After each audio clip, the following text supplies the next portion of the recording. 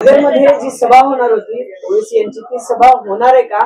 पोलिसांनी काही अटी शर्तीवर 18 अटी आणि शर्ती टाकल्यात, त्या परवानगी शिवाय सभा घेऊ नये अशी काही नोटीस आली आहे का? आणि आता फायनल काय आहे? काय आहे की काल आम्ही इचलकरंजी कोल्हापूरला आमची सभा होणार होती।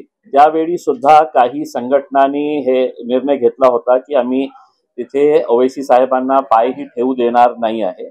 पण पोलिसांनी खूप चांगला स्टँड घेतला होता की देशामध्ये कुठेही जाऊ शकते, खासदार आहे, निवडून आलेले खासदार आहे, 5 टर्म MP आहे आणि ते सभा पडली आणि पोलिसांनी खूप चांगला बंदोबस्त केलं होतं। आज आमची सभा जे आहे ते अहमदनगर अहिल्यानगरला होणार होती। आता सकाळी मला तिकडचे जे SP आहे सोमनाथ भरगेस आहे आणि नाशिकचे जे IG आहे दत्ता करालेस आहे, तेही अहिल्यानगर अहमदनगरला आलेले आहे आणि तिथे त्यांची मीटिंग सुरू होती। त्यांनी आमच्याशी बोलले आणि त्यांनी म्हटलं की आमची तयारी पूर्ण झालेली आहे, आपण येणार असेल तर येऊ शकता। पण त्यांनी विनंती केली आम्हाला की हे पुढे ढकलण्यात येऊ शकतं का?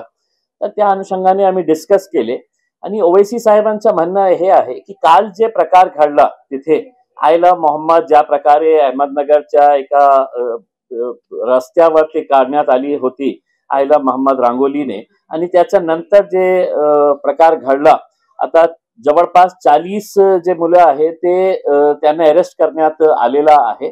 सिच्युएशन तिथे वोलेटाईल असल्यामुळे ओवेसी साहेबांचं म्हणणं हे आहे की इतकं वोलेटाईल सिच्युएशन मध्ये जेव्हा मुले जेलमध्ये आहे, त्यांचे परिवारवाले जे आहे ते हैराण आहे, परेशान आहे, आता अशा परिस्थितीमध्ये आम्ही जाऊन तिथे कोणत्याही प्रकारचा आम्हाला लॉ अँड ऑर्डर डिस्टर्ब करायचं नाही आहे।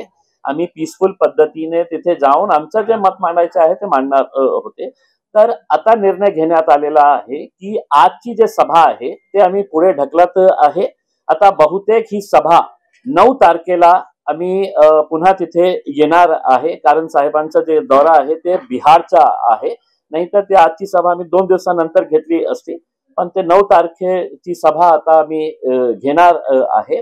याचा अर्थ हे कदापि हे होऊ शकत नाही की काही संघटनांनी हे मागणी केल्यामुळे आम्ही पीस लव्हिंग आहे, आम्हाला शांतता पाहिजे आणि जशा प्रकारची घाणेरडी राजनीती आम्हाला तिथे काही संघटनाद्वारा, काही राजनैतिक पक्षांच्या नेत्यांच्या द्वारा बघायला मिळत आहे, जे प्रक्षोभक भाषण आणि स्टेटमेंट ज्या प्रकारे रिलीज करत आहे। आता आम्हाला परमिशन मिळाल्यानंतर आम्ही जाऊ शकतो, कोणी आम्हाला रोखू शकत नाही आहे। पोलिसांनी ठीक आहे अट टाकलेली आहे की इतकं D पाहिजे, इतक्या लिमिट मध्ये तुम्हाला यायचं नाही, ध्वनीचं लिमिट इतकं असायला पाहिजे, काही तुम्ही बोलणार नाही, हे आम्हाला इचलकरंजीमध्येही देण्यात आली होती। पण तिथे काही वातावरण खराब होऊ नये म्हणून पक्षाने हे निर्णय घेतलेला आहे की आजची सभा आणि आजची जे मीटिंग वक्फ बोर्डच्या संदर्भात तिथे होणार होती ते आज नाही होणार।